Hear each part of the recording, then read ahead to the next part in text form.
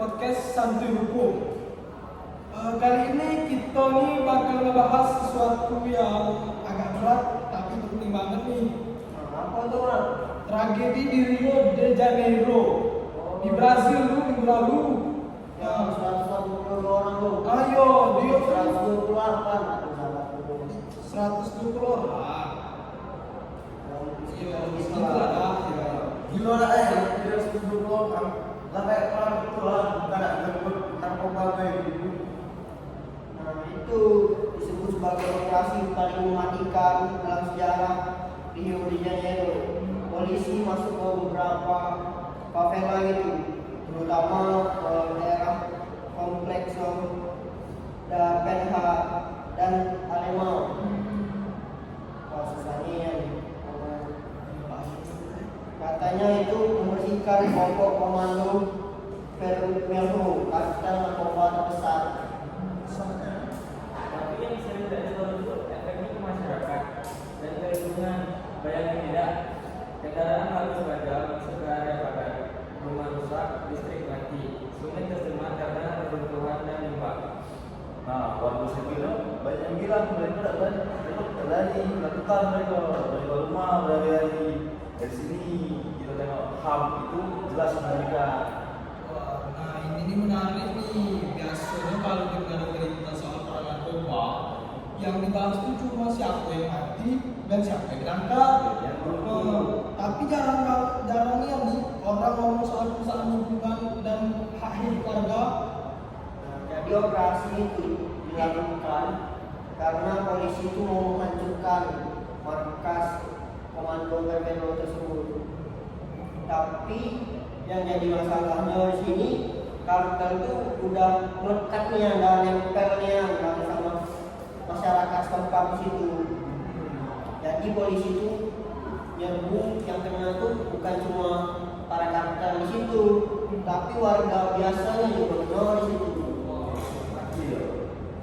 Betul ya, aku lah baca di lapangan dari bagian banyaknya korban yang ditemukan dengan luka tembak di bagian belakang. Artinya ada dugaan eksekusi mati di tempat. Nah, itulah masuk dalam yang beratnya itu. Nah, iya tuh. Nah, dari sisi hukumnya, kalau operasi macam ini tidak transparan, tidak ada investigasi independen, itu berbahayanya tuh. Negara bisa kehilangan legitimasi moralnya. Belum lagi kerusakan lingkungannya. Di daerah itu ada sungai kecil yang jadi sumber air warga. Tapi katanya kalau dampak dari reruntuhan karena dari sistem barang kimia dari amunisi. Oh, gila. Jadi bukan cuma nyawa yang hilang dah tapi juga kualitas hidup masyarakat di sana. Kalau kita tengok dari lingkungan Brazil ini sebenarnya punya undang-undang lingkungan itu kuatnya, tapi penegakan hukum itu lemah, sama lagi di negara Hollywood.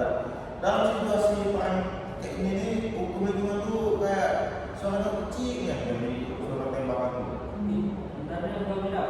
Padahal kalau di daerah konflik di wilayah urban itu punya dampak ekologis besar.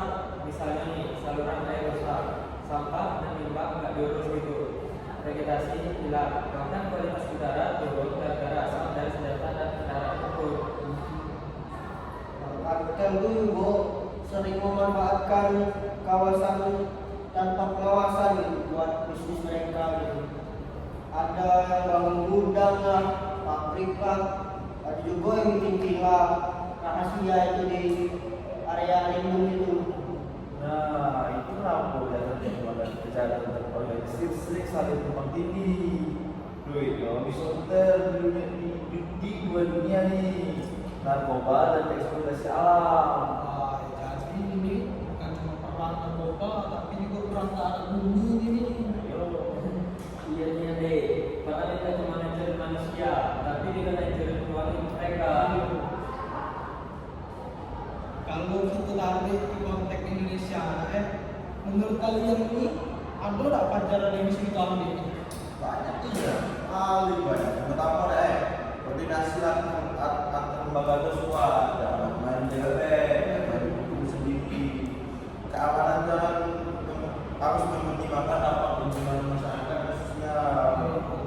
Dunia itu di Brazil itu operasi ini katanya gak ada pakai dapat kajian itu. Kalau di sini ada sesuatu situasi seperti itu, kayak penertiban tambang ilegal, misalnya gitu kan, seharusnya juga ada pendekatan lingkungan sosial gitu. Dan lembaga hukum melibatkan masyarakat lokal. Mereka bukan cuma korban, tapi bisa jadi pengawas skala. Nah, dari sisi hak asasi manusia, semua operasi bersenjata harus transparan dan bisa dipertanggungjawabkan. Kalau ada kematian massal, harus ada investigasi independennya. Itu prinsip dasarnya. Nah, betul Gaudi. Soalnya kalau negara ini diam baik, agak publik kehilangan kepercayaan. Iya, itu. Jadi sebelum kita tutup nih aku meminta satu kalimat refleksi dari kalian nih. Kalau kalian jadi penasehat pemerintah nih, misalnya kan pemerintah Brasil, apa yang dapat kalian sampaikan? Aku nak bilang jangan biarkan kelima mati dalam Mas Jarko. Kalau aku sebagai anak kulit orang narkoba itu tak boleh jadi alasan untuk rusak kota, apalagi membunuh gitu kan, dengan korban yang sudah banyaknya. Kalau aku nih, pemulihan lingkungan pasca konflik harus jadi prioritas, bukan baru skala besar. Nah, kalau aku nih negara wajib menghormati hak hidup dan hak kehidupan warga, bahkan dalam perang sekalipun. Jadi kerennya nih teman-teman semuanya, tragedi di Rio ini bukan cuma cerita jauh di Amerika Selatan, itu pengingat bahwa ketika hukum dan kemanusiaan ditinggalkan, lingkungan pun ikut menangis. Sekianlah dari podcast kami. Mohon di like, share, dan subscribe. Lain kali kita berjumpa di waktu lain. Dadah.